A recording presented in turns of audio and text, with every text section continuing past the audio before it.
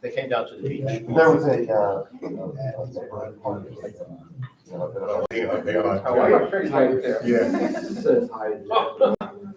Were you there for yesterday? No, I'm just there one day. I was there for 3 days, but on the course. Just drink up. You had time? Wow. Is it as beautiful as it looks? Well, Yeah, just drink a lot. They know what I want when I go to the liquor store. It's always sitting there. Tuesday and Wednesday, a tremendous rain. I thought was in there. They have a Sunday system. They turn that on hotel. That's all throughout the port. You all said it sucks the water out. Oh, And then they go there. yeah. That if you're walking on a green, that's what I read. Walking on the gravel, it's brownish red. How many people? 50,000. In the they charge. And the next day they want to try to train them right for the whole day. And when you drive us, we will drive it for us all. Fast practice round. And that was free. And then it was zero. So I'm available. But we set up a name. That's their. We just set it up.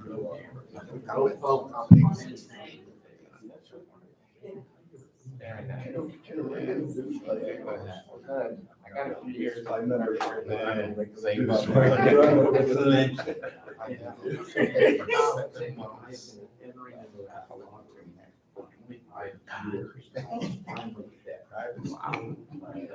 we ready? Good for you, Rick.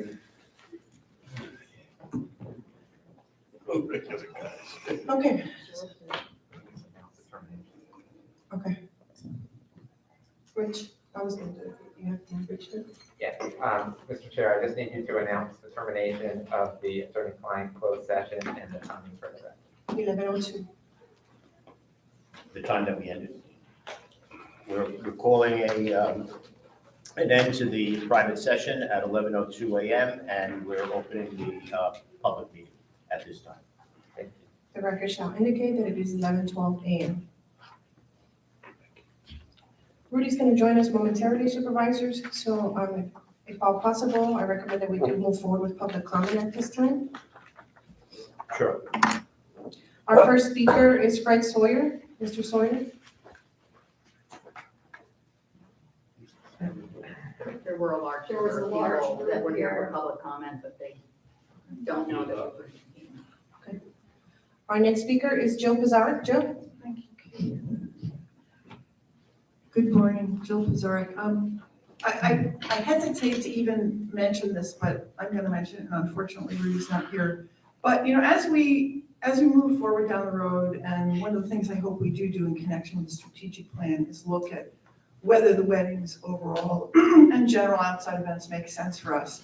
I just ask you to have a look outside and around the club at all the accoutrements of outside events that the residents are essentially stuck with as a result of the outside events. I think it's they can be an imposition on the members of the club in ways that I think we've become maybe a little bit accustomed to just looking past. I understand that there was a fair amount of wedding traffic at the pool this weekend. So I would just ask us, as we do look down the road, and we hopefully do the financial analysis, dollars and cents, that there are other knock-on effects here within the club that do impact us. So that's really all I wanted to say. Thanks. Thanks, Joe. Thank you. Our next speaker is Darlene Schimberg. Morning, everybody. Hey, Joe. Darlene Schimberg, 117 Torcello Court. I have a few questions, and it's based on the amount of money we're spending on certain things that have come up in front of the board, and I don't understand why we are spending $195,000 to replace cul-de-sacs where some of the cul-de-sacs are just fine. I can understand where you'd want to replace those cul-de-sacs that really need to be replaced, but $200,000 almost to replace every single cul-de-sac that does not need to be replaced is not prudent in my estimation. I was wondering, and I did ask Chairman Bracco this, but a few of the residents are under the impression that the public hearing for the pickleball courts is in May, not on April 19th. So could we get a clarification of that and let everybody know exactly what date and the time of the public conference? Because they called the city and the city said it's been delayed to May. Initially, it was April 19th. Correct. Right. So there has been no official notice, so when I Yeah, there answered has. you, Yes, there has. that's what I said. Now I got one. Okay, so we do have an official notice, and everybody will be getting a postcard or whatever that deals with the time and date. Yeah, the city sent me this letter. It says, please be advised, due to scheduled land development regulations, the updates on the upcoming agendas, the subject petition will now be tentatively scheduled for the planning commission meeting Tuesday, May 10th at 1:30. So it's May 10th at 1:30. Okay, thank you so much for that. Also, I wanted to talk a little bit about the landscaping around the River Club. I'm not sure who's picking the plants or how they're being picked or who's telling them what to replace them with, but it's really, really kind of not anything I would put in my own yard. And now they're putting it, some of them look like weeds, to be very honest. They don't even look like real plants. And then the tree up front, I know Keith has said that it's not dead, but it sure looks dead to me. I mean, I hate to say that, but it looks dead. It doesn't look like there's any blossoms. A lot of those trees I've seen around, and they are already in bloom or blossoming, or at least have some buds on them somewhere. And that one does not. And then, not a popular subject, but I did have a chance to go over the plans on the pool, removal of the plants in the pool. I really question the need for some of that. I want to make sure that we are actually looking at the expenditures that are going to affect the whole and not just a certain period of time during the given year. I mean, it just makes no sense to spend all that money removing what we just put in order to accommodate season and renters. Thank you. Thank you, Dawn. Thank you. Can I respond to one thing, Darlene? The 200,000 for the cul-de-sacs, Uh-huh. that might be over 10 years. Okay, it's gonna be on an as needed. This year we're doing 4. We don't know how many we'll do next year. It's a long-term process. Eventually, they will all get done, but it could be as long as 10 years. Okay, thank you very much for the clarification. And that, I think it was 2 meetings ago, in the agenda from 2 meetings ago, John Tobor indicated which ones are in the worst shape and which ones are in the best shape, and there were 31 of them? 30. 30. So, and they're all numbered. Thank you. There being no further speakers, we're going to close our public comment at this time and move forward with our agenda. We do have the management state of affairs update by Vesta. Rudy is on his way, so he should be here in a second.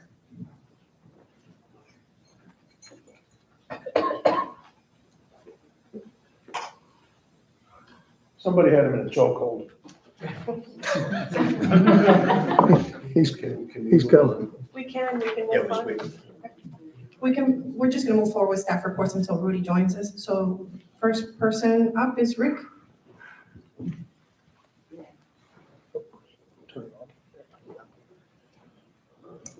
Okay, appreciate you moving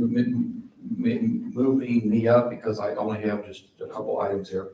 The sidewalk, all the grinding was completed, but they had not replaced the panels. They're trying to time that with the tennis grate work, and he's ordered the grates, and there's a delay in getting them. So hopefully they come in this week, and then all that could be done at the time. As far as the ramps that are out here outside the tennis to get across there. You had asked me to look at that to try to get some prices. I'm trying to get two numbers, because after the meeting last time, went out there to look, there's two options, and I did want to get the prices, but I've not got them yet, but the two options I'm getting is, one is to remove the curb and everything and build the conventional ramp coming up from the curb. The other option, what I could do is I could put the asphalt curb that goes out into the existing asphalt now, and that could match as well. So I just wanted to throw out the two options. When I went out there to look at that, you only really have the bikes and the carts that are out there. So as far as that being in the way of driving, I don't really think it would be. So I just wanted to let you know that those are going to be the two options. And I was hoping to get to the price by now, but I don't have it yet. So I'll have it for the next one. And then the only other thing that I had is I'm going to be at the Reserve Committee meeting on April 21st. And we'll be talking about the reclamite and the asphalt rejuvenation. So, and I don't know if there's anything I need to talk about with what you just went through, but if there's any. No, we can't talk about that. Okay. Or Or first my question. my part, if there was anything that you needed for me. No. There was a question about the health of the lake back by the condos. There's actually three of them that are really low. Two by the condos and the one at the end of Padova. Do you have an opportunity to look at those? Not in the depth that I want to. Okay. But yes, I know. And I'm still curious on how our western lakes are going to be doing, seeing the excavation going on across Laurel right now. There are at least three ponds that are really low. And, you know, if they're low now, we've got another, 2 months before it starts to rain. You know, I'd really like you to take a look at it and tell me what's going on. Something's got to be going on, because the rest of the ponds in the community are almost at level. The front pond that has a fountain in it that runs for 4 or 5 hours longer than the one in the condo fountain isn't down at all. So something's going on back there. I know we can't move water. I said that before, but something's got to be happening. Okay. And those are just the ones right up the road here. Yeah, the two, The two right, right and then there. there's the one at the end of Padova is also very, very low. Okay. Well, ours at abuts Laurel and Savona Way, that end is lowest I've ever seen it.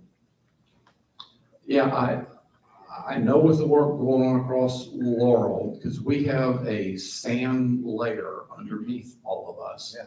And when they start to pump and they dig down, they're within that sand layer. So the water is just moving through that sand layer. So they're pumping it, and they pump it into a rim ditch, and they say that, no, this rim ditch is resupplying this surrounding the area. It's not. I've had this discussion with Swift Mud, and that rim ditch only holds so much. And anything over and above that, it gets discharged and it goes right to the river.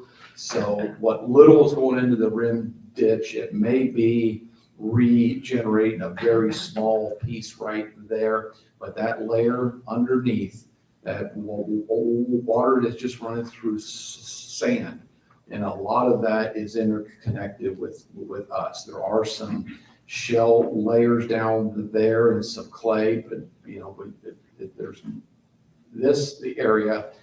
I see that mostly down here. I've done some other communities that have the same thing close by, and that's what's going on. What can be done about it, Daniel? I try to convince Swift Mud to make them pump into the lakes that are being affected. That's what I try, but I'm not having much luck with that. That would be one way if they could actually deep water instead of just in the rim, the ditch, if they could extend their hoses across Laurel to fill up our lakes. That would be one way, but for us to have that happen, I don't know how. You know, Rick, for what it's worth, the river is extremely down. For this time of year, I was really surprised to see how down it is. And that affects the groundwater, the elevation. You got the river elevation there, and then as you hit the banks, it starts to creep up a little bit, and it gets to the lakes. And that's typically where our elevation would stabilize, is at the groundwater level. So if the river's lower, it's going to slowly affect all of us. Now, when rainy season comes, it'll fill it back up really fast. But like you said, we're maybe 2 months, Right. 2 months from that. And what I don't like, that exposed bank for 2 months, I don't like that Exactly. because it's ripe for erosion. So I'd really appreciate you take a look at those 3 ponds, for sure. And thank you. Yes, sir. You will be doing the presentation for the pickleball initiative, is that correct? That's great. Do you think there's a need to have counsel there as well? That's a board decision. If we're going to have opposition, I mean, I could Definitely have an opposition. I could address the design. I could address what I've done, the testing that I've done. But as far as being that expert to argue different kinds of similar case laws or whatever else, I mean, I'm not your expert with that at all. Okay, so something to be considered by the board. You've got to make a decision soon if you're going to, because it said, I just heard it, May it's the May 10th. 10th, and there's not a lot of time between now and then. If you're going to prepare an attorney. Last time we did have Patty Petroff was there for us, and you know, lawyers could speak lawyer language a lot better than the engineers can. And I don't know if Patty is still available. I know she was close to or retiring, so you may need to find, if that's your decision, then, like I said, you should jump on. I discussed, can we add that to the agenda today, or we have to open it I up? think you can bring it up under supervisor comment. Okay. Okay.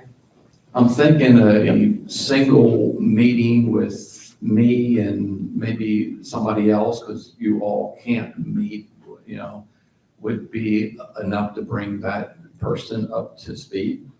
Sure. But, And I don't know, Patty might be available, and you may not want to use her again.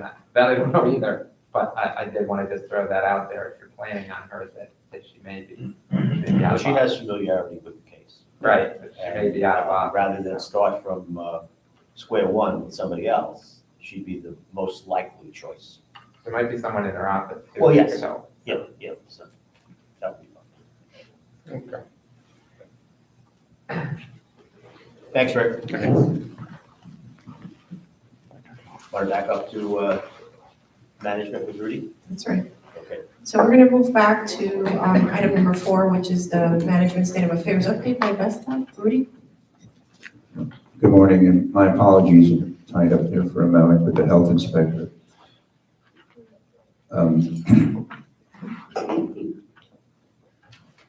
Yeah, when it rains.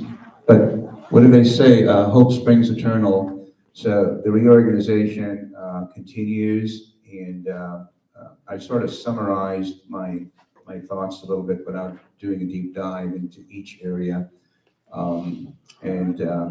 Today we feel that the top 3 challenges that we're facing continues to be, number one, the availability of line employees.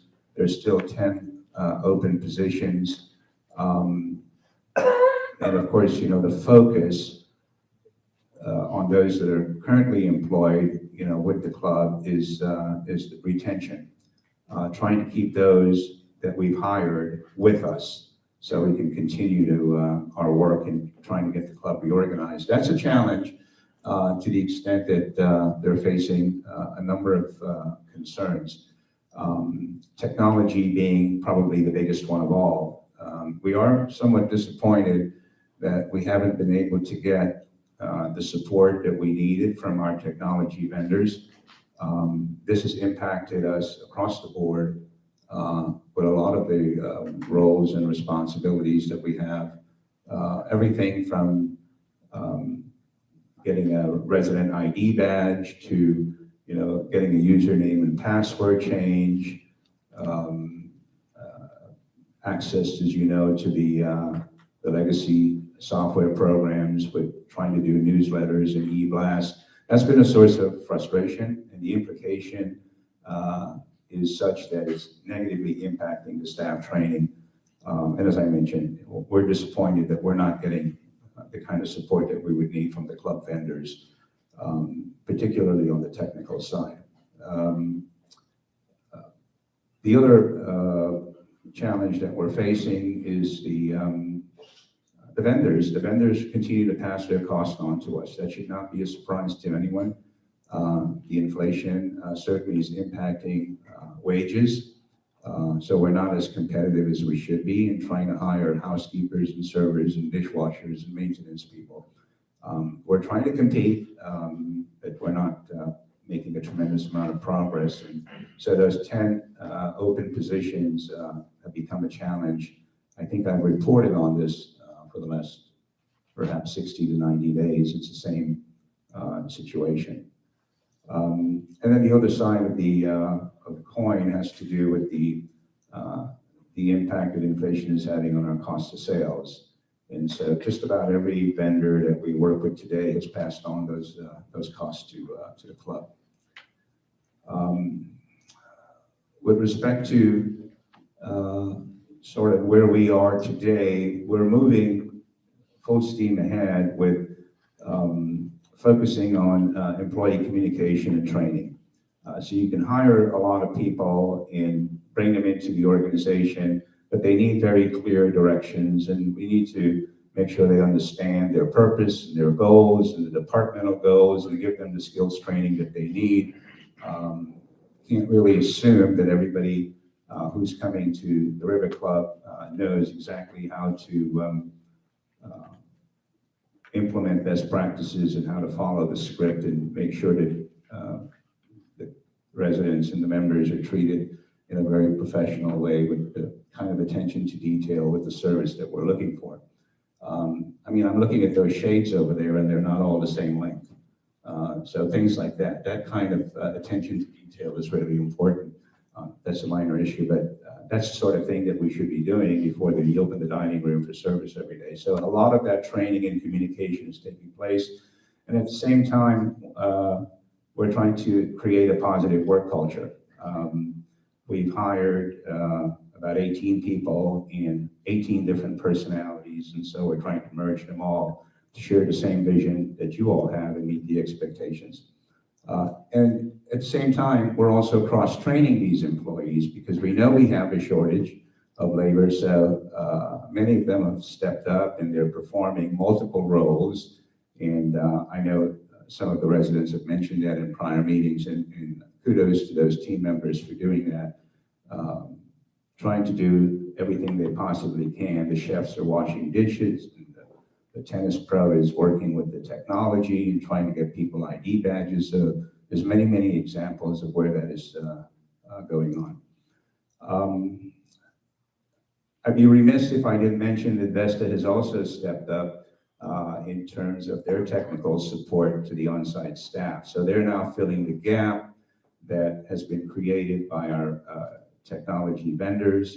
And one part of our organization, our marketing team, is now completely taken over the staff training and the technical support that we need in terms of communicating with the residents. So all of the communication that's going out to residents going forward will be managed by the Vesta marketing team.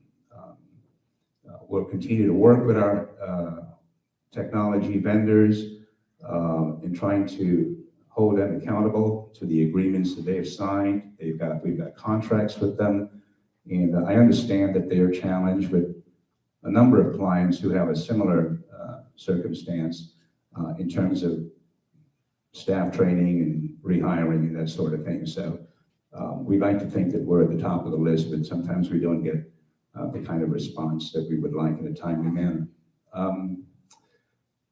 As a result of that, we've also hired a technology training consultant at Vesta's cost in order to come on site and conduct training programs for a number of the employees. Again, we just can't, we don't have the luxury of waiting for our vendors to return a phone call and that sort of thing. So we've had to be a little proactive in getting some subject experts in that area. So Easy Suites, we've hired an outside consultants again on our cost in order to expedite and facilitate that training gap. With respect to the accounting side of the operation and the financial reporting, I think you know that our CFO, Dan Armstrong, has been directly involved in this process for quite some time now, and he's providing oversight to the team. They were able to meet the delivery requirements for last month's financial report by the 18th, and we've been following up on a number of inquiries and questions with respect to that report. At the same time, we have a new regional financial person or accounting person who will be joining our team this week. And so there'll be an internal transition between Dan and his team and the new person. They will have sort of a portfolio, but the Venetian is certainly at the top of the list. And that involves all of the accounting functions, including AP, payroll, and the end of the month operational analysis.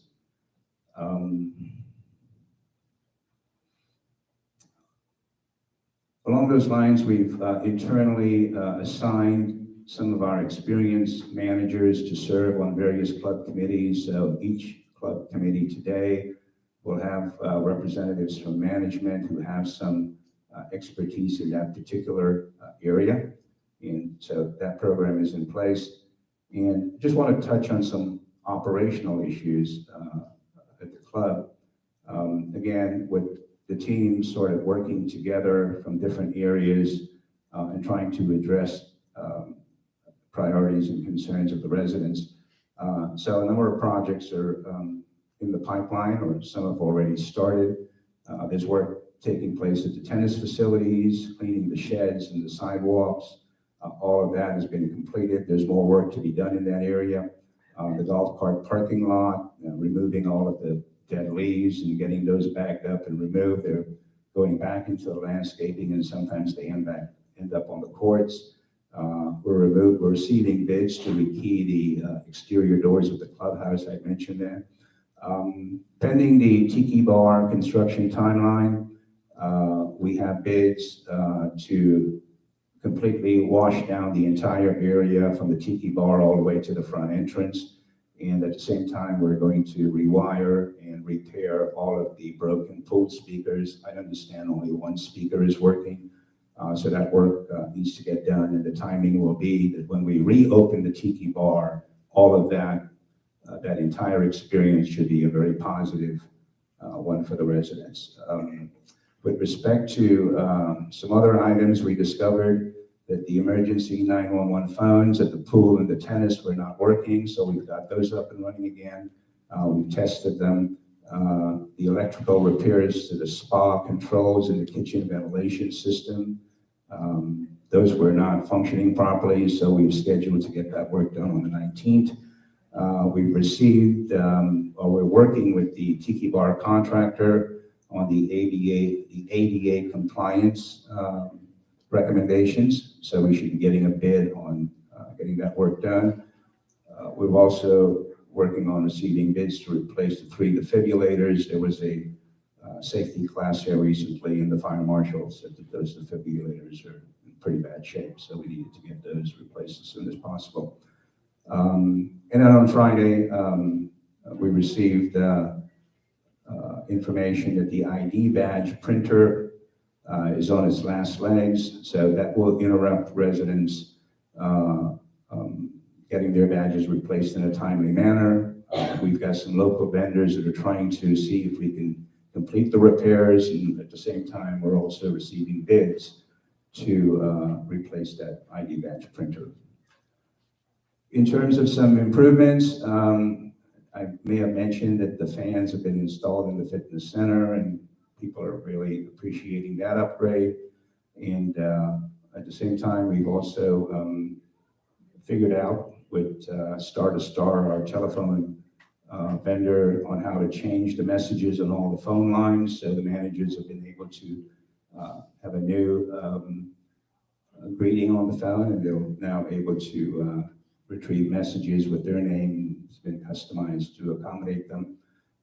We've been working with the POA and their representatives as Comcast has completed their courtesy service installation here at the club.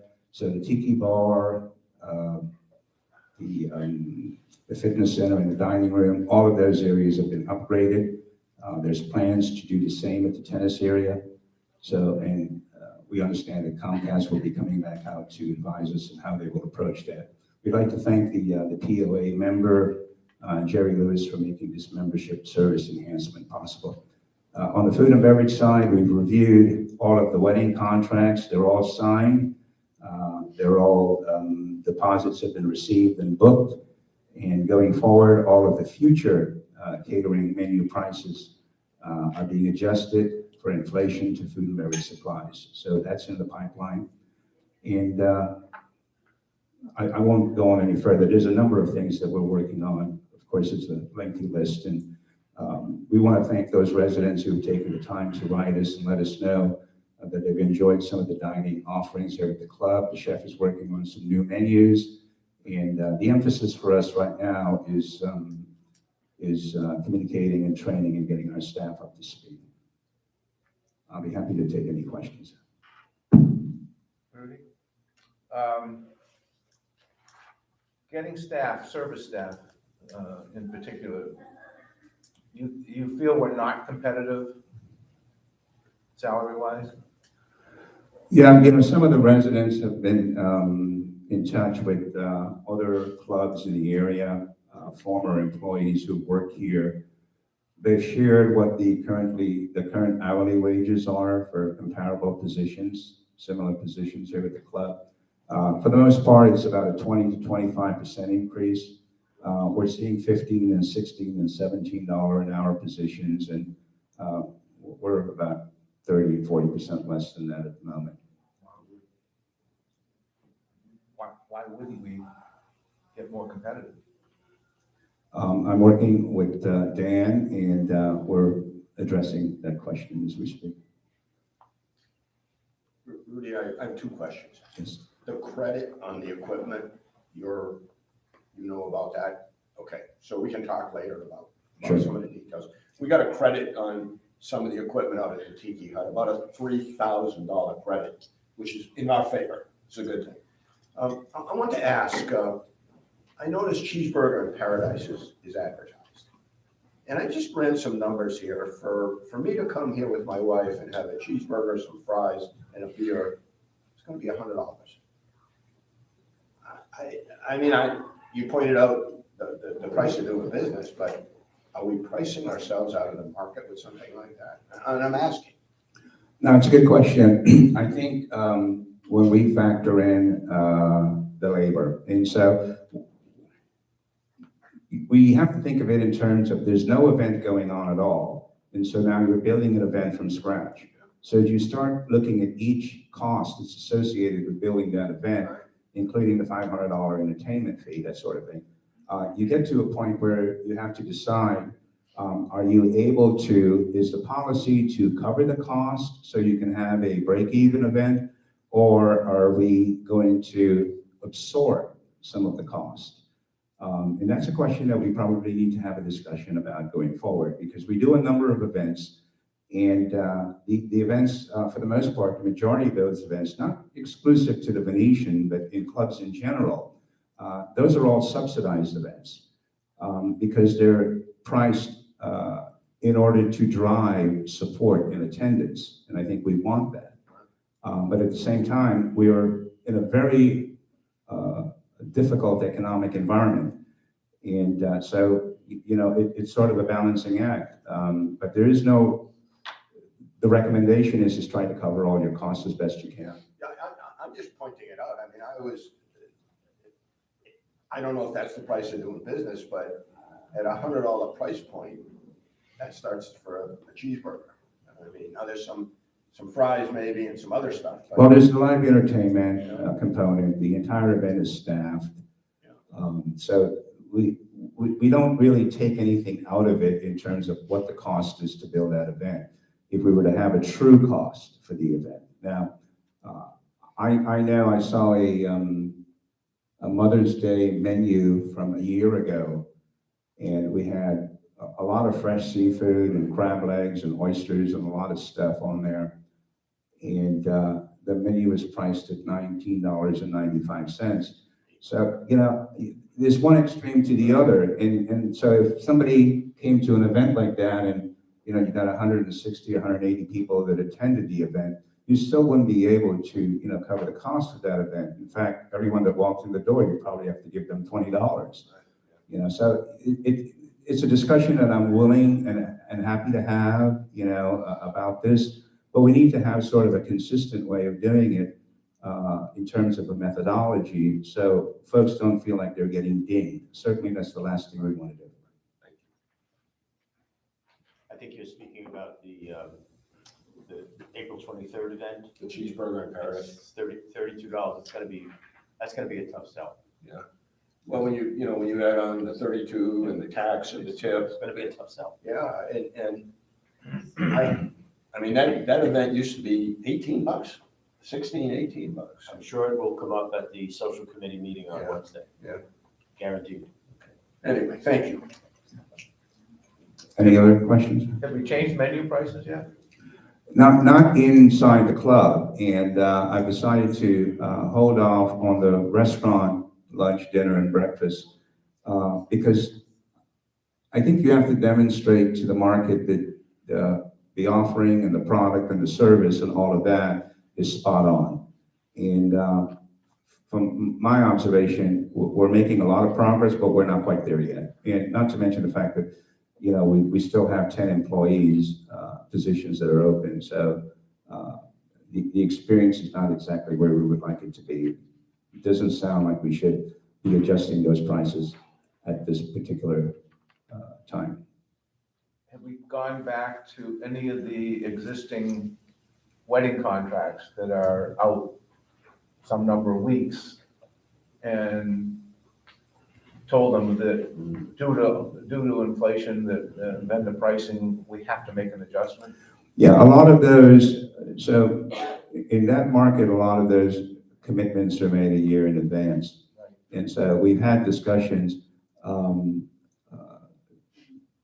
the families and those people that are involved in those things, they've played by our rules. They've signed a contract in a timely manner. They've made a substantial, you know, investment in terms of putting a deposit down. They feel secure with what they've done in their commitment to the club. We have an opportunity to work with them on the menu and to fine tune the menu a little bit so it doesn't drive up the cost, but it could probably provide us with an opportunity to balance the cost out within the dollars that they're spending. So we're looking at it from, you know, the design of the menu perspective as opposed to hitting them with another 20 or 25% increase on top of what they've already agreed to pay. Can you give them an option of, you know, you've got to cut food content down or increase the price? Well, they're working on the menus, and that's the option that we're. Everywhere you go, prices are up significantly. worldwide. So I don't know why we keep waiting to change ours. Well, we're not wasting, we've got a legal agreement with them. They've signed the contract, they paid the deposit, they're playing by the rules. We're working with them on fine tuning the menu so it'll be affordable. The question is, if they're planning to have 150 people to come to a wedding, and they, with a 20 or a 25% increase in prices, they can now only afford to get 100 people come to their wedding. It's a tough call. Maybe it's not 20, 25%, maybe it's 10%. Well, I think when we go through the menu, and we call this menu engineering, we'll go through the menu, the chef will make some alternative suggestions, and I think that gives us room for us to negotiate something that's beneficial to the club.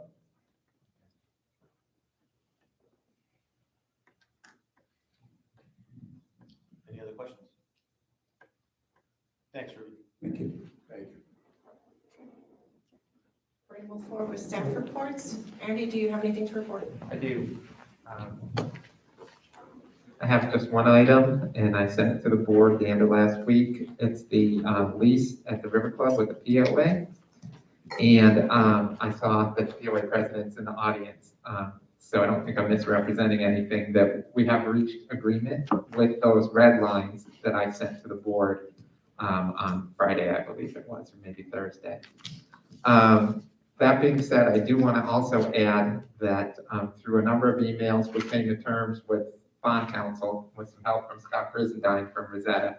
So we're a go there. There are no issues, according to bond counsel, with regards to jeopardizing the tax exemptness of our bonds. No problem there. It's just a short story. It's a drop in the bucket in terms of the activity going on there with the size of the club and the size of the bonds, and it doesn't amount to anything to present any concern. So, so with that, I'll get back to you again. With that being said, the only two items remaining were those red lines in section 14 and in section 16. And POA has told me that they find them acceptable to them. I have them glad to answer any questions from our board with regards to those provisions or any provision in the lease. We are still in need of an exhibit A. Someone needs to draw that description so that we can attach it. I'm assuming we want our contractor to do this work, and he's gonna have to have some document to present to the city for permits.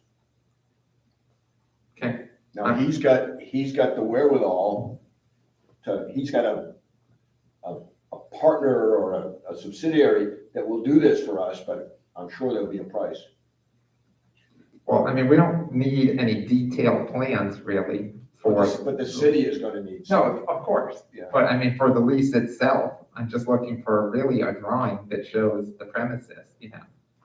I don't know if there's somebody capable of putting that together. Keith, has anything like that been done yet for that area? You mean in the way of artistry to draw pictures? Yes. No, How good are you with crayons? I'm real good, but it has to be on a wall, next to a refrigerator. Well, I'm just a little concerned that what we put in the lease, we ought to carry forward to the city, no? Well, you know, what we're preparing for the leases does not have to be even close to as detailed what's going to be needed for the city. And you're right, the city is probably going to need some sort of detailed drawings or something for the work to be done. That'll be up to the contractor, and contractors being paid by the POA, and they'll work that through. I just need something to show that it's, hey, this area right here, you know. Don't we have a schematic of the building? That Rick would have plans for the building? And I'll try and get with Rick and see if he can provide some assistance. But that's just the one thing I'm missing for this lease. Yeah, we have drawings on the building. We must. Yeah, we have documents. You just want a picture of the room itself. Yeah, I know. And how it's That gonna would be. on the plans for With the a red building. line around it says this is where this is the area you're building that the POA is going to get to call their own. Andy, if you just want, we can copy the building plan, just put a circle around it and say further plans to be developed. That we can do. Perfect. That's easy enough. That's all I All need. right, we can do that. for you. That's all I need. I'll work with Keith and that's easy enough to do.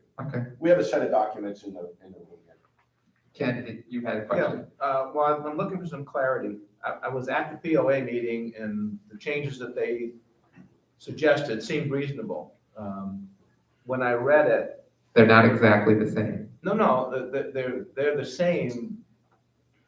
Ish, So I'm looking at section 16, yes. where it was added, if the damage is caused by the district agrees to provide space for the business, et cetera, et cetera. So give me an example where the district would cause damage where this would come into play. Well, through the negligence of the chef, let's say he burns half the building down, okay? Then that's something that was caused by the district. The POA is displaced. We would either give them additional space, the way this is written, in the building, or pay for comparable space offsite. Okay, so we're all If- displaced if that happens. Excuse me? We're all displaced if that. Well, at least in some portion, depending upon how the damage is. I guess what I'm saying is, But if a hurricane comes through, that's not something that was the fault of the district. I understand. So the fault of the district would have to be argued at the It- time. it would. Negligence or something would have to be argued. It would. So that's a concern. Secondly, the getting the space for $1. So, if our reception, if God forbid something happened and Keith's office is affected, he's displaced. It's the same consequence. So it seems like the consequence shouldn't be any more under this lease than it would be for Rosetta or anybody else related to the district. So it seems like we should limit our liability here to, for amusement purposes, to no more than the cost of the rent that we would be losing. We'll give them their buck back. Yeah, Yeah. I understand the issue. All right, with interest, you get $1.07. No, it's not ridiculous.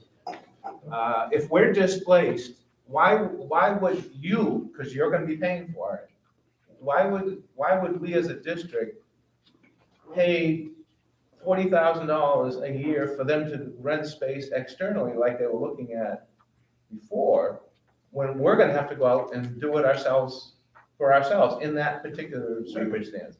All I'm saying is that it's not like they're paying $40,000 a year rent and they're out of it. And now they have to do something. Presumably, we have insurance, they have insurance, something would cover the cost.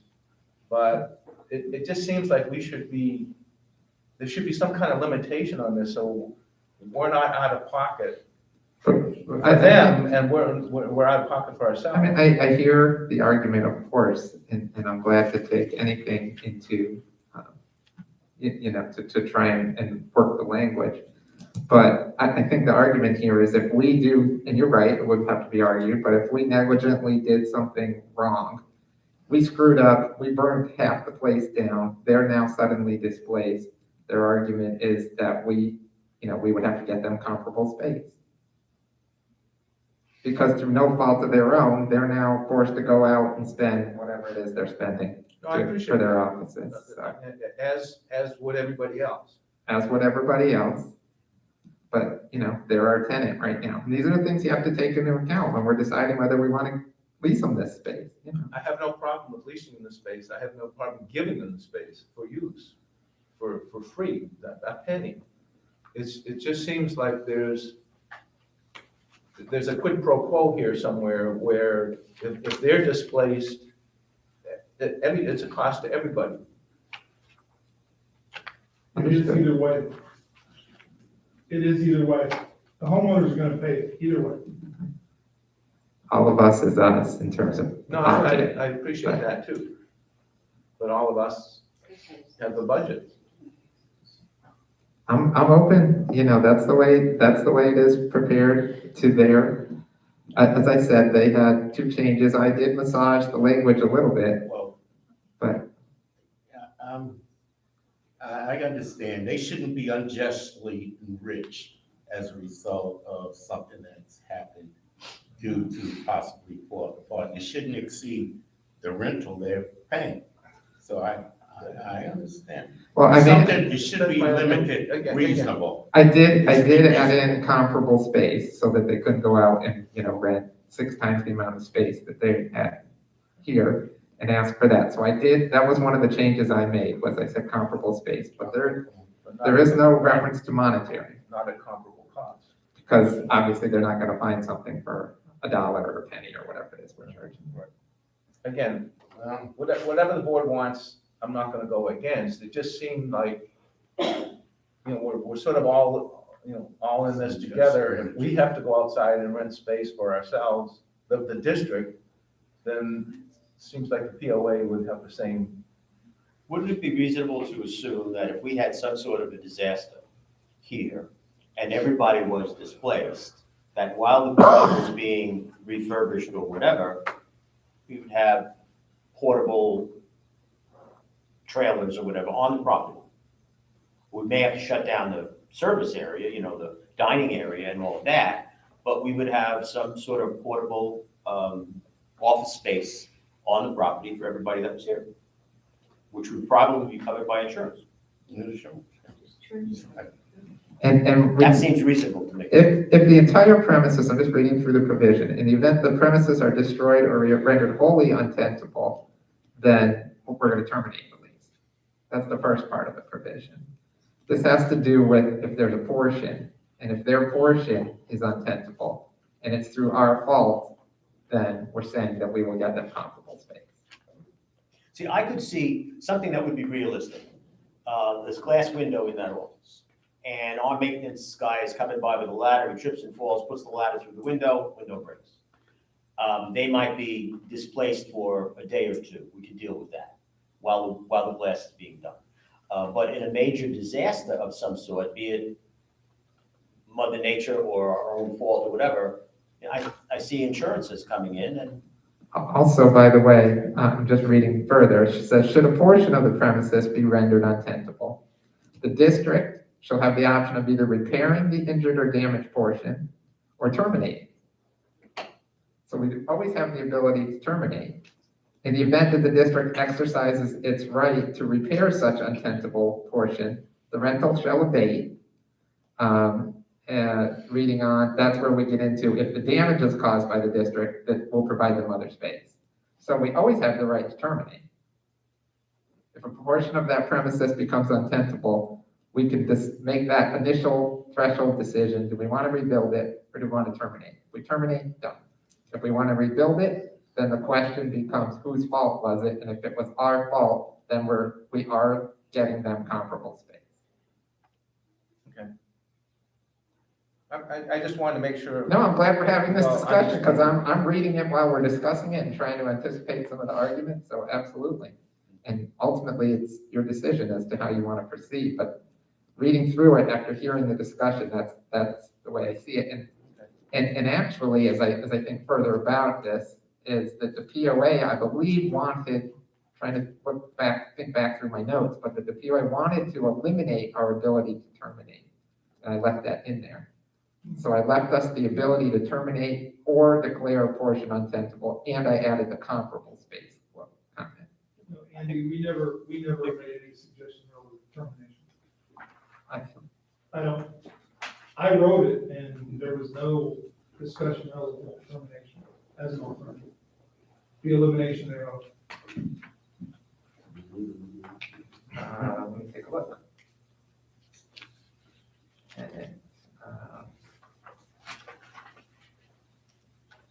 Yes, there is. You had crossed out, should a portion of the premises thereby be rendered untenable, the district shall have the option of, you had crossed out either repairing such injured or damaged portion or terminating this lease. You had redlined both of those and I left those in.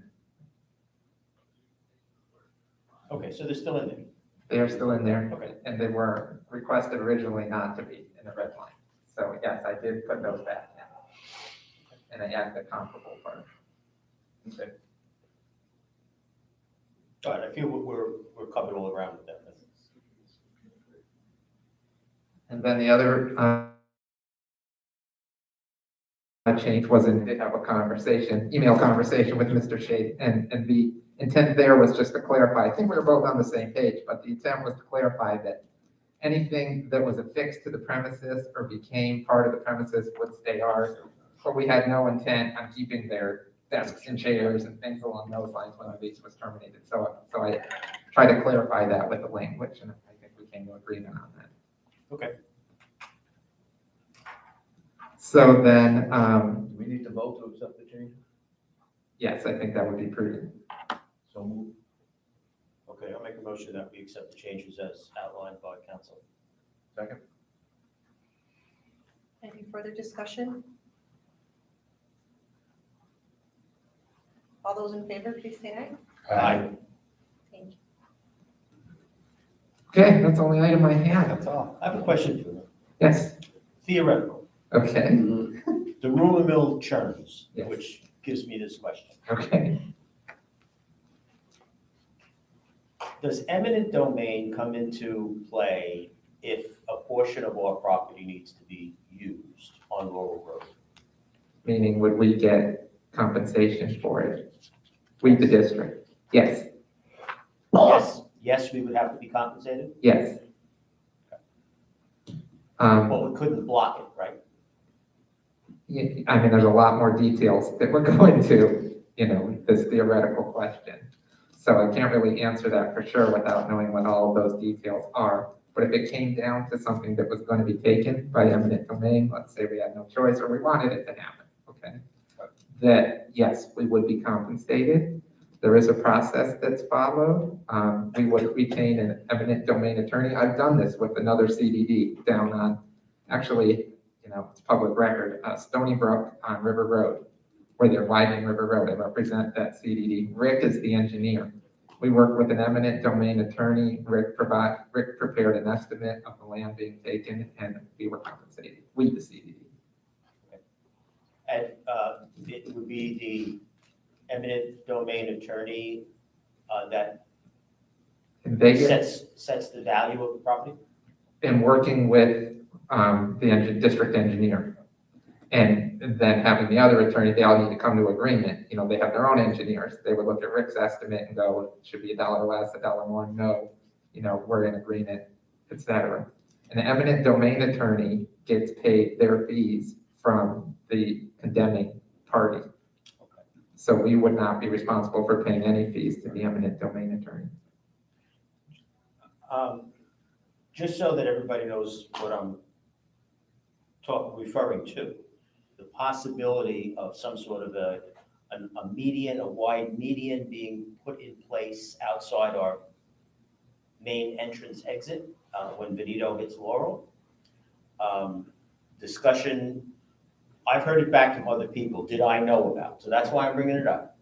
Should that shopping center go forward across the street, the Neal's Center, to mitigate the traffic problem, there was some discussion about a possible circle going in. There was some discussion about a wide median, which would cause traffic to have to go, leaving the community, and have to go right, turn around to then go back to Jacaranda. Either way, it would involve encroaching on CDD property. If that were to occur, and I am by no means an eminent domain attorney, but the way it's structured is that they would have to come to us because they say, hey, we need your property. I believe there's an actual lawsuit type document that's filed, say, hey, we need your property. We would retain an eminent domain counsel who would work with engineer to negotiate what the proper compensation would be for that property. Whether your second question was, well, would we have a right to say, No, we No. don't want to do it. we don't want to do it, and we may as well. No. But there is gonna be a wide median because there's a water lane that goes through there. So there's definitely gonna be a wide median. That's been in the plan all along. It may or may not come onto our property. I mean, I don't So know. my question is, will it impact our property? And if it does, there's a lot of stuff up there. We have that fountain. Anyway, I just needed. And they would have to come to us. Right, okay. If they want to take our property, you don't just wake up one morning and it's gone. They come to us and say, hey, we need 5 feet of your property, let's just say. And then we would explore, one, can we fight it in any manner if that's your choice? And two, okay, this is what, this is what the compensation is that you need to provide. And as I said, eminent domain attorneys get paid by the condemning authority. Thank you. So it would not cost you attorney's fees. And Rick's fees would also be reimbursable as well. Any other questions for Andy? Thank you. Thanks. The next staff report we have is for the River Club. I'm not sure if anybody has any questions for Rudy since he's already given his presentation. We can move on to Keith. If not. Keith did provide his field manager report. It's behind tab number 1. Keith, can you review the Solitude report with the board? I'm not sure if the board's had a chance to review the lake management water testing report, which is behind tab number 3. We did ask Solitude to conduct some tests on a few of the lakes where there were some concerns raised. Overall, the report is very positive, but there is one lake that Keith and I did discuss, which is number 16, where the pH levels are really high and the lake appears to be stratified. And I believe that's one of the lakes that you have talked with Rick about going out and taking a look at, one of the low ones. It's on the right side up there in Bella Vista.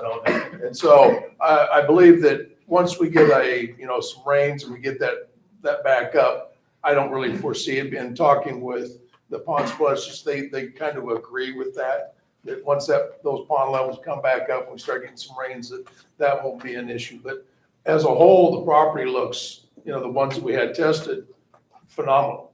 So, and that goes along with their testing that they do when the ponds go out into the river. And, we're right up there at the top and everything is where it should be. So what we're doing right. Solitude is on top of the ponds and all that.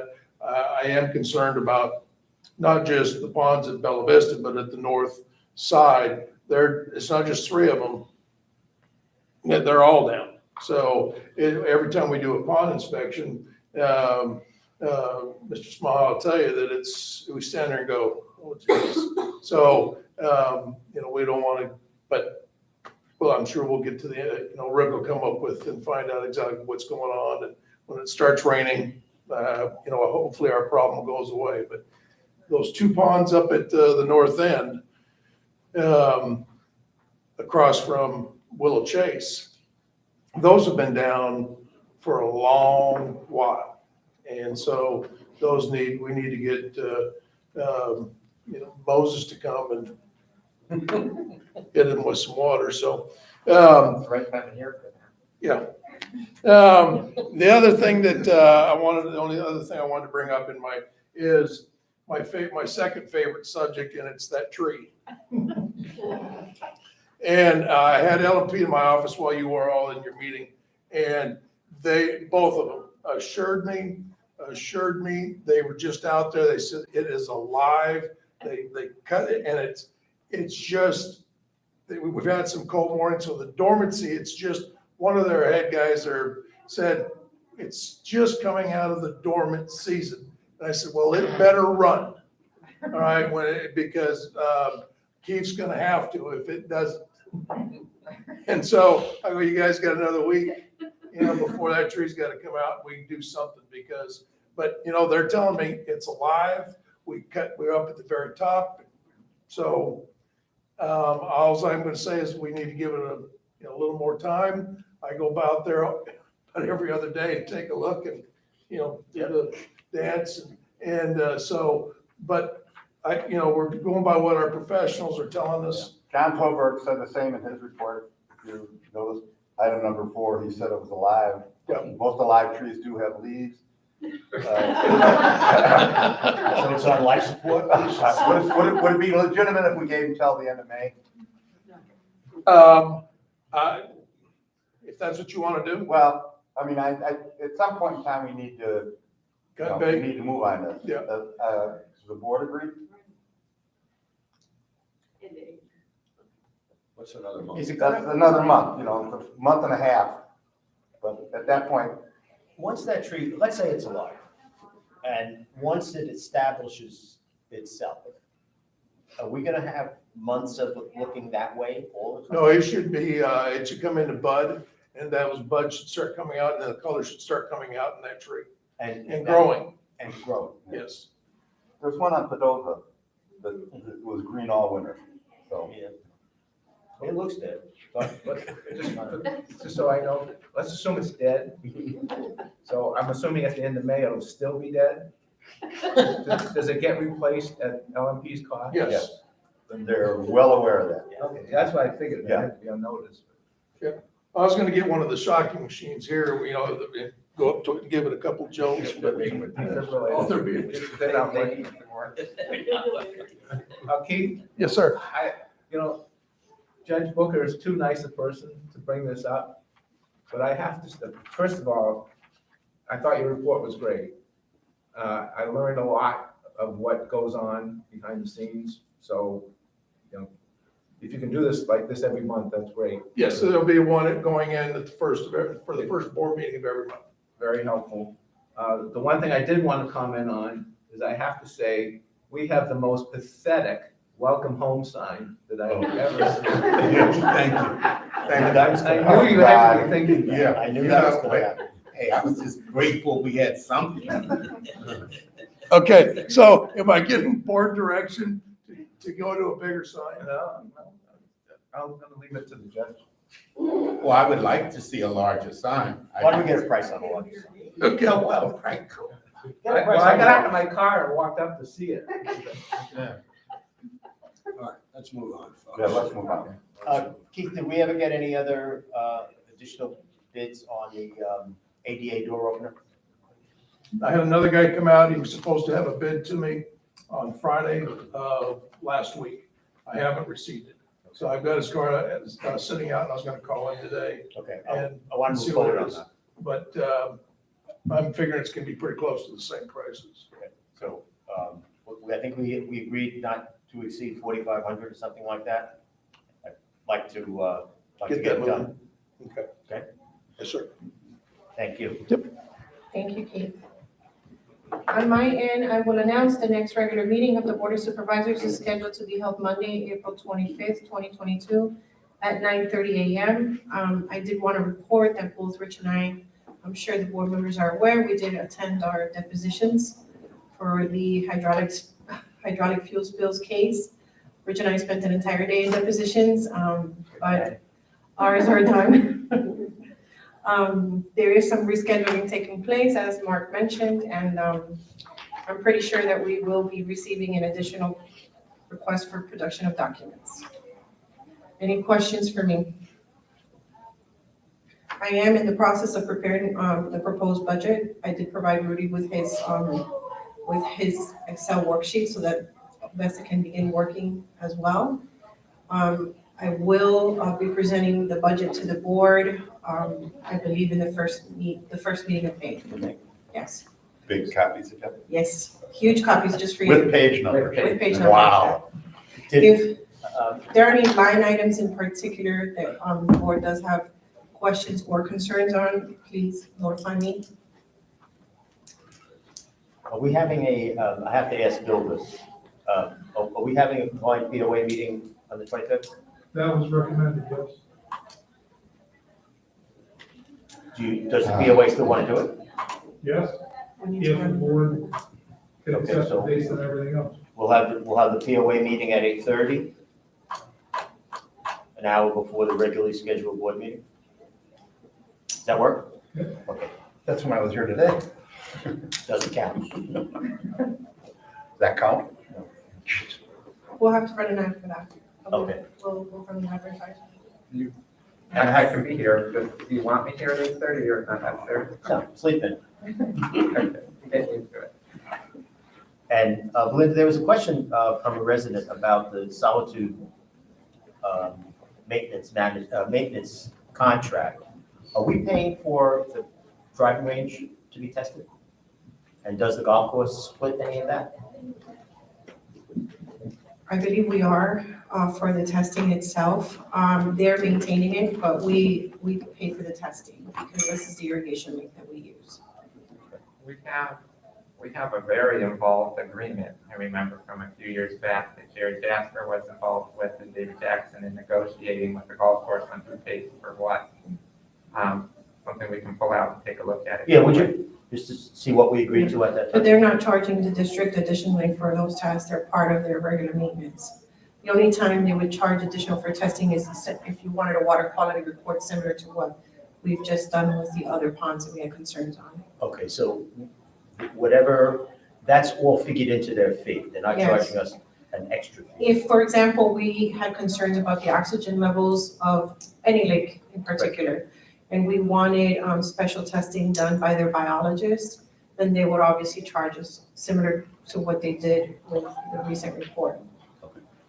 Going back to that report, there are notes in there that that pond is stratified, and they're recommending aeration due to a possible fish kill. So I am going to caution the board about that, because there's always a possibility that there could be a fish kill because of the low oxygen levels. Keith is going to continue to monitor that pond, so should he see any sign of a fish kill, then we will bring forth a consideration to the board for aeration to be installed. 16. Yeah. Okay, thank you. And I'll work with Carrie to get a copy of that agreement, and we'll shoot it out to the board so you have it. Okay, I'll move forward also and have the Solitude give us an estimate, what it's gonna cost to aerate it. thank you. You also have to get a proposal from Philip for the electrical. Any other questions for me? Okay, moving forward, the next item on the agenda is item number 7A, which is the consideration of the appointment. Was it racket or is it supposed to be fitness? It's the racket sports. Okay, so I got it right. For some reason, I thought it was fitness. Racket Sports Advisory Committee member, Judge Yes, Booker.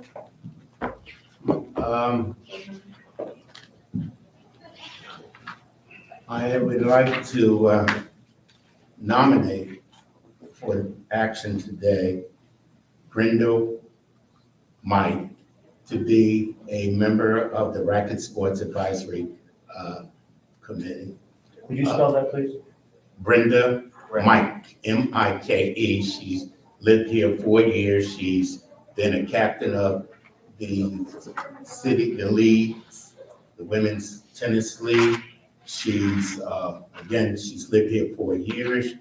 She's quite active in the racket sports community, and I think she would be a valued addition to the board. She will be filling the unexpired term of Pamela Fox, who resigned about 4 months ago. Okay, so you had, with Pamela Fox's resignation, you had 6. Yeah. This would bring it to 7. 7, a full complement. I would have a full complement. Okay. So you're making that motion? Yes. I'll second that. Any further discussion? All those in favor, please say aye. Aye. Thank you. Okay. The next item on the agenda is item number 7B, which is the consideration and discussion of the proposed landscape pool deck modifications associated with the Tiki Bar. I think that is going to be held to the next meeting. Okay, so we're gonna table this to the next Table meeting? to the next meeting.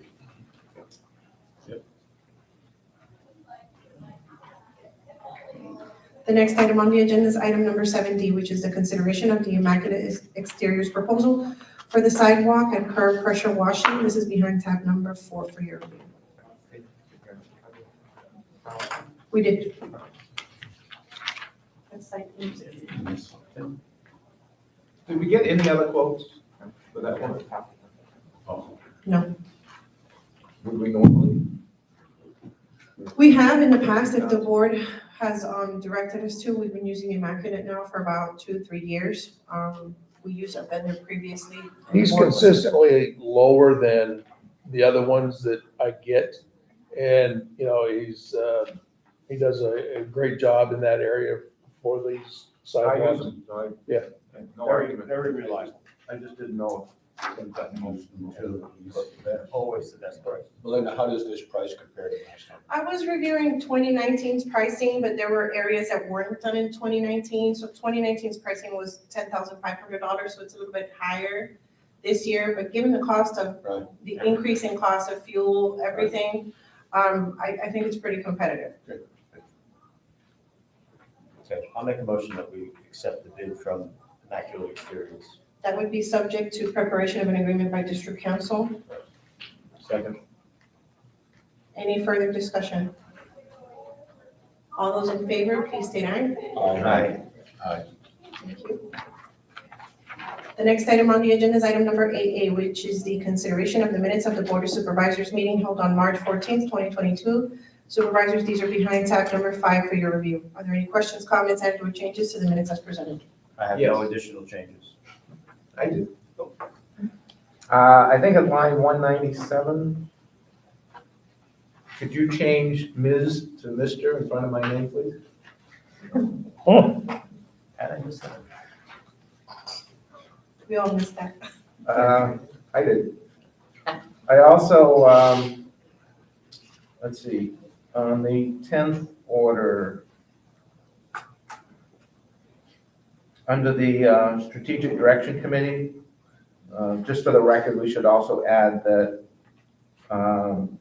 we were going to the POA board and the Community Association for What their line comment. number? It's a 10th order, I don't know. Do you want me to find it? It's okay.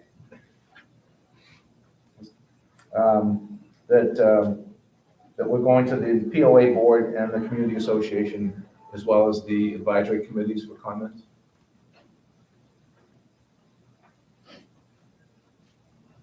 And I have a question on line 297 regarding the fencing. Was it 297? 297?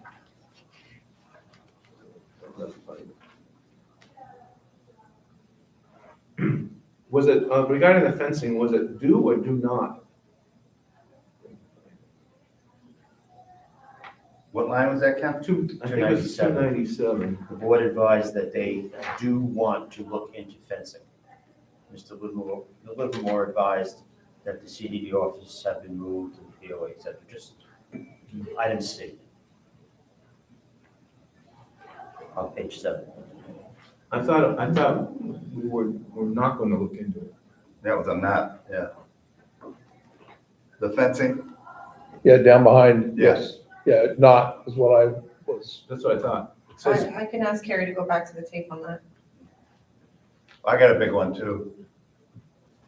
328. oh, I got that one too. Oh, sorry. That's okay. No should be not. The no should be not. Just want you to know we read these things, Paul. Did you get it? 328? It's just a little, just makes us look dumb, makes me look dumber. The principal. I got it. That's the principal that I am. Or was. Oh, it is old. Any others?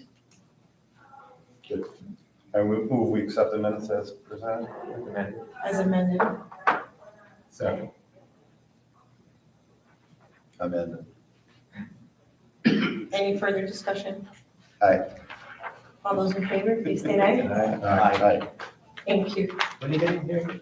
Jeez. Next week. We're gonna move forward with the consent items. What? Well, Belinda, are we gonna cover the tennis lighting? Under your report, under supervisor comments. We'll do it there? Yeah. Okay. So we do have 3 consent items for your review and acceptance. The first one is the minutes of the Fitness Advisory Committee meeting held on February 16th, Racket Sports February 14th, Reserve Advisory Committee February 21st. These are behind tab number 6, 7, and 8 for your review. Move to accept. I'll second that.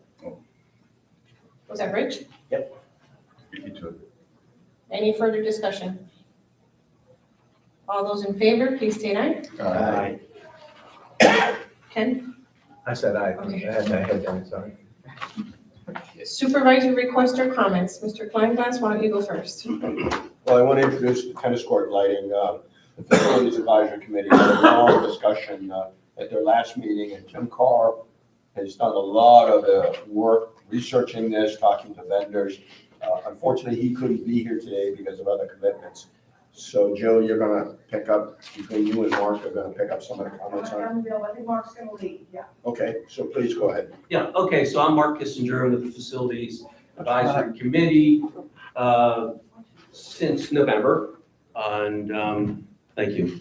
And back on November 1, there was a workshop between the Racket Committee and the Facilities Committee. I don't see Pat here. In any case, at that point, they indicated that there had been replacement of lights, LED types done in August. They were not bright enough. We had a lot of public comments related to that effect. And so we decided to go ahead and get some bids, which we did. We got 3 bids. I'm pretty sure all of this is in your packet.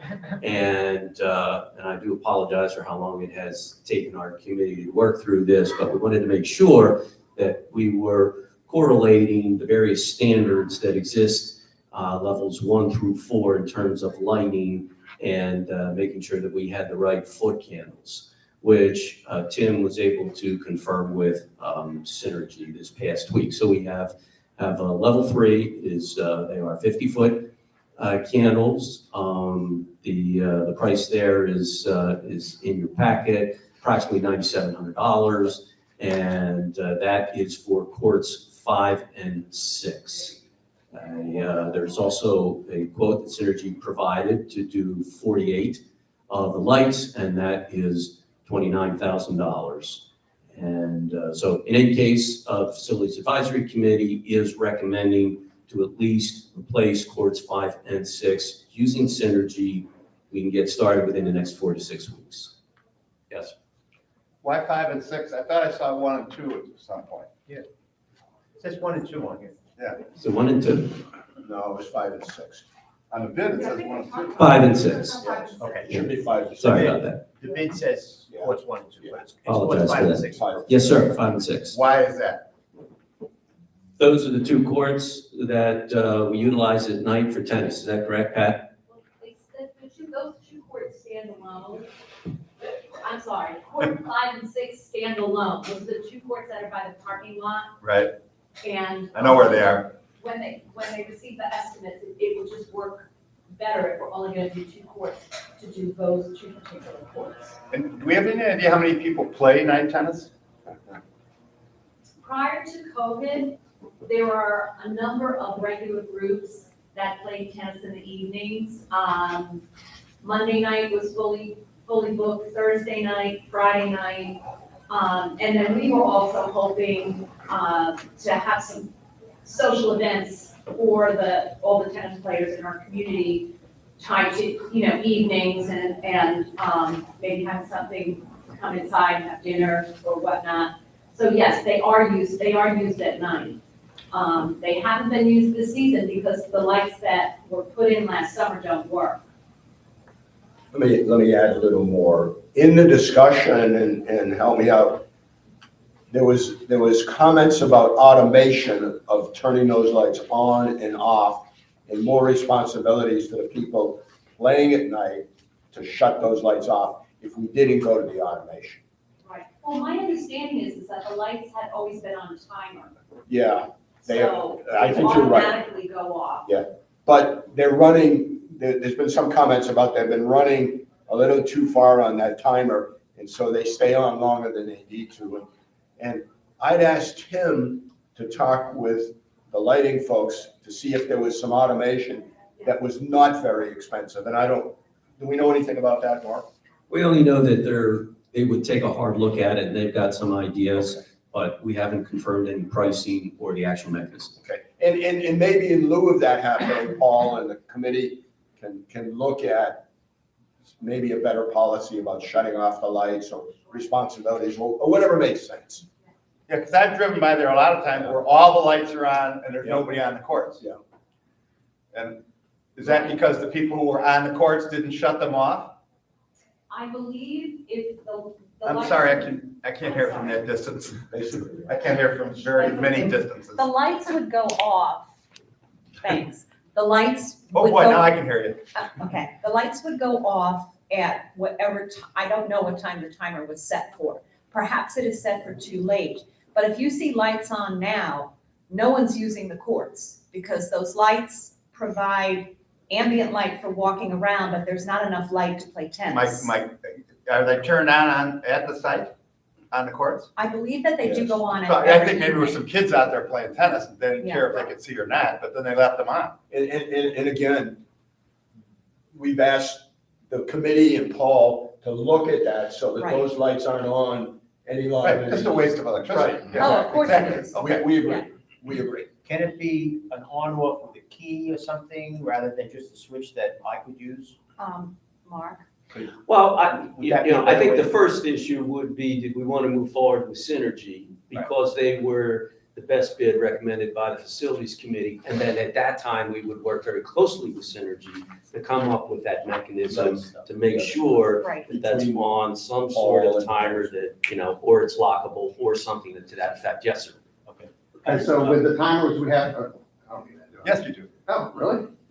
With the timers we have now, the old school lights, once you switch them off, say you turn them on at 6:30, you switch them off, it takes another 25 to a half hour to turn back on. That's why if someone shows up, turns it on at 6, they leave at 7:30, 7:30 is gonna play it until 10. That just stays on until the timer stops. Now, the LED lighting turns on like that. So you can snap it off, you don't have to wait a half hour. So they can actually leave the court, turn it off, and then next people can come on and turn it on. How late do people play?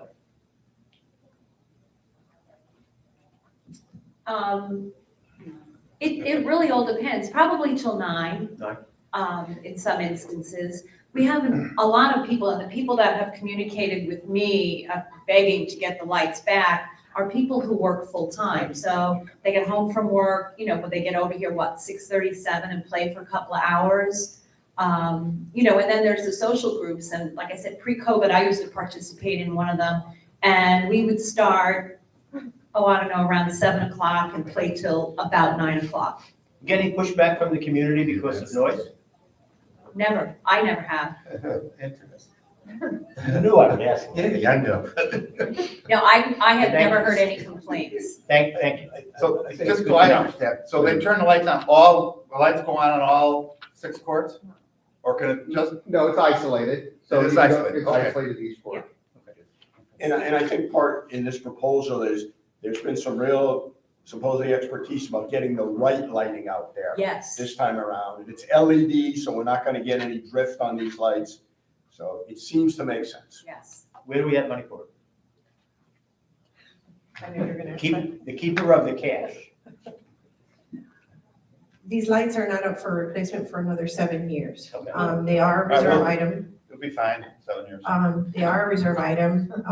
You can choose to approve this and obviously pay it from reserve, but then this would need to be something that the reserve study company would need to be aware of so that they can update the life expectancy. Because the way it's divided in the study is double lighting and single lighting. So even though it isn't due for 7 years, do we have $9,700 in there to do this? Yes, you do. Then I'll make a motion that we accept the bid from Synergy and proceed with the lighting on courts 5 and 6. And I'd like to, if I may, we still want to pursue the automation part of it to see if that makes sense going forward. Will do. And we'll do that in conjunction with all of you. Well, how much do you think that'd be? Like, should we do a not to exceed, I'd leave it to these, I mean, Yeah, I think we have to come back. yeah, I think they're uncomfortable because Okay. they don't know yet. Second. Okay. I'll prepare some. But at the very least, you're gonna look at the mechanism to shut them off in a more timely fashion to get us going here. Okay. We have a motion that we seconded. Okay, this is obviously subject to preparation of an agreement by district council. We are going to open this up for public comment because we're adding it. It wasn't part of the agenda. So are there any public comments? Okay, the record shall indicate that the district manager did open up for public comments on this particular item. Any further discussion? All those in favor, please say aye. Aye. Thank you. Thanks for your hard work. Yeah, well done, guys. You guys- Tim? Supervisor requests or comments? Just to echo earlier my comments regarding possible council assisting Rick, our engineer, in the presentation of the pickleball initiative before the planning commission. Why? I think we need it. Why? Because of the proposed possible opposition. But what would the attorney have to do with the possible Well, they would do the whole presentation and present the whole plan to the city. Normally, that's what you get, is the attorneys presenting as opposed to just the engineer. Am I under the impression that you were gonna do the presentation? Rick and I would do it. Rick and But I can't speak for the legalese, as Rick so aptly put it. Last time, we did have Patty Petroff there, and she did the overall presentation to the council. Right. Again, I don't know if she's available at all, but I guess we could make an inquiry to see if she's available. Do we want to do that? Do you think it's necessary? You Based know, on the last time, it's a different story this time, because what we're doing is utilizing the area that the, recreational. it's the recreational area in the district, and it was the area that was recommended, in a sense, by both the city council and the planning board. We're doing what they said. But does that mean there isn't going to be pushback? There certainly is going to be pushback. Personally. I don't see you spend the money on the legal, personally.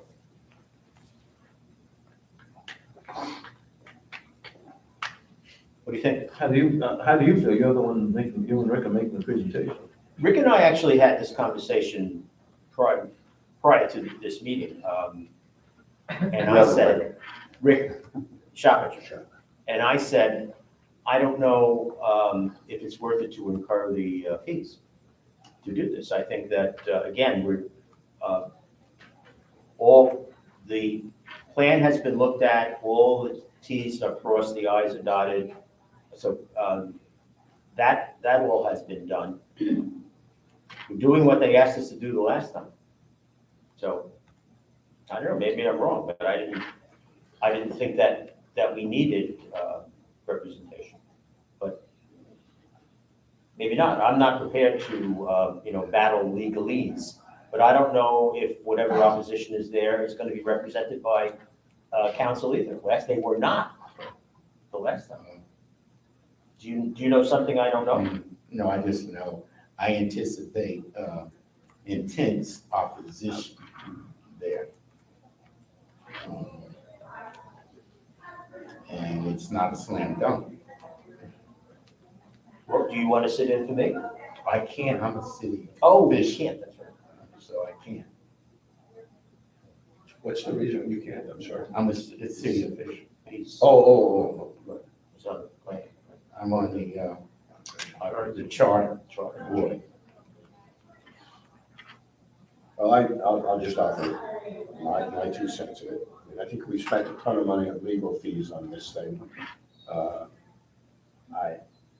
I'd like us to give, I think we've done what the city asked us to do. I think you're well-versed in the conversation. You've been through it. Rick certainly is well-versed.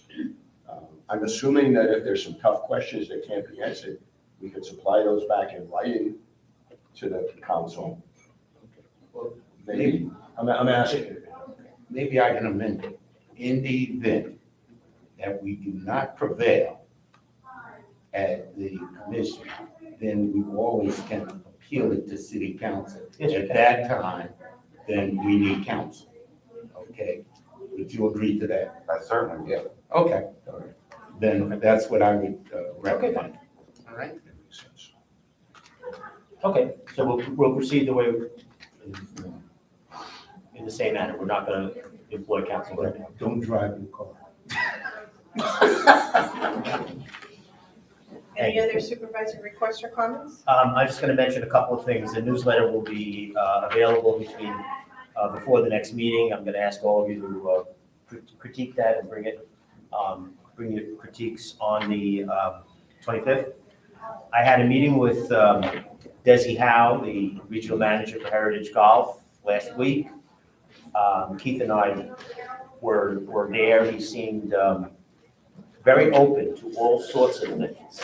And one of the things he spoke about was having a combined River Club, Golf Club, job fair. As we spoke about staffing. And I mentioned this to Rudy as well. Heritage is very much into cooperation with everybody else and that's playing in the same sandbox. And that sounded really good, even in terms of financial obligations. Pete was encouraged to speak with their manager, their golf course manager, about fish in the ponds and all that other kind of stuff to maybe mitigate that shell problem. It was a very, very, very good meeting, I felt. I think Keith agreed with that. The golf club is also establishing focus groups of golf members, and I have been selected to participate in the beginning of those focus groups. The first meeting is tomorrow, 10 o'clock in this building. I'm on that too. Me too. Different night, different meeting. I didn't realize that. I didn't either, because we can't talk to each other. Can we all participate? This is a different meeting. This is not something through the CDD, but Heritage Golf Group is establishing a focus group to talk about golf-related issues. I didn't know Ernest was accepted. I didn't know. I'm in a different meeting than that. Okay. I'm at the 10 o'clock. I'm amazing. Are we in any violation? We're not talking about CDD stuff. Not anything, the subject matter is not anything that's gonna come before this board. I wouldn't be able to tell you that until tomorrow. And it's put together by the golf club, not put together by the CDD. I'm just saying this out loud. It's put together by golf club management. If it's okay. Okay. I'll keep you informed about that. Well, let me raise one potential conflict. Was there, in your meeting with Desi, was there any discussion about pickleball? No. Okay. Was Spoke there about the Welcome Center. Yeah, that's what I was gonna ask, and welcome, center. And no plans whatsoever for that at this moment. Okay. It was all golf club related stuff, and it was cooperative things. He wants to hopefully get together with Rudy and have a community, he referred to it like a barbecue. You know, just to get the community together. He spoke about doing philanthropic things. He was very interested in what had been done to, well, he didn't mention Fisher House, but he's up for anything. You know, he spoke about the Twig, he knew about that. He knew about Big Brothers Big Sisters and other sorts of things from their other clubs. He said, we always get involved in community-related events, and we want to continue that here, which sounded really good. He said, we want to be more than just the golf club. So, but nothing that was said was CDD related in any way. I don't think. But we'll see what happens tomorrow. I'll be very aware of the sunshine laws. And I did send a note back to Ginger Anzalone about my midterm report. I sent copies of it to everybody. And I think I gave a fair assessment as to where we were and where we are. Communication remains an issue, but she very quickly responded, and you all saw that. And as Rudy reported, and 26 pages later, we did have a report. I think that was the size of the report that came from you, which was very good. You know, it covered a whole bunch of things, and I was glad to see them out. That's all I have. Did I hear you correctly? The golf course is meeting here? The golf course is meeting here at 10 o'clock tomorrow. Okay. Were you aware of that? Interesting. that they were using this facility for the meeting tomorrow? No, I've got to double check. I'm learning that for the first time. Oh, yeah. It's here at 10 o'clock. Okay. They invited As you and I. you're walking out the door, I'll confirm. Maybe you guys are setting up the chairs. They didn't contact me directly. They probably worked with the receptionist, but yeah, I'll find out. Any other supervisor requests or I just comments? have a question. Is there a meeting today or at some point where the POA is introducing a bunch of staff to the community? Yeah. When is that? It's a homeowner social that is being conducted for 14, 15 new homeowners. And the request was that during that homeowner social, they would meet the staff, and it's gonna be, that was what was requested. 10 o'clock this morning, It was already. yes. It sort of indicated on that email that went around that the CDD was going to be there. Right. I usually go and I told her that there's a CDD board meeting that day, and so I wouldn't be able to attend, but I usually go and give a presentation to the new homeowners of irrigation, contacting the gate, those type of things, so. But it's clear that there's separate entities between the POA and the CDD. Well, did you see Ginger's email regarding the budget schedule? I haven't seen, I didn't get it. I'll have to look again to see if you. What was the No, question? she was not, and we were going to chat after the meeting, so I can get her up to speed with that. But Belinda was not on that. Okay. But you're gonna talk? Yeah. They had some concerns over the timing. Okay, I was looking for the email regarding tomorrow's meeting. Very definitely indicates that it's here. It just can't find it this meeting. Do you remember that? The meeting is here? Yes. Yeah. I thought they all were. To River Club. Yeah. I'll show it. Okay, that's it. I don't have anything else. Okay, there are no further supervisor requests or comments. It is 12:52 a.m. PM. Is there a motion to adjourn? I move to adjourn. Is there a second? All those in favor, please say aye. Aye. Meeting adjourned at 12:52 p.m.